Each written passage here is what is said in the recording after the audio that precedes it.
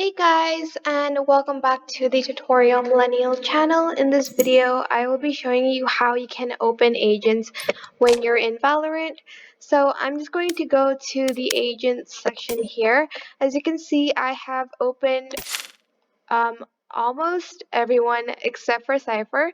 So to open him, I'm just going to select his agent, this agent, and I'm going to just press activate. And what you're going to want to do is you're going to play until you've opened the agents. So I have opened Astra, Breach, Brimstone, Chamber Jet, KO, Killjoy, Omen, Phoenix, Raze, Reyna, Sage, Sky, Sofa, Viper, and Yoru. And I just need to open one more, so you have to play a lot to open the agent, to activate the agent. So you play games to unlock rewards, and you can view the contract here.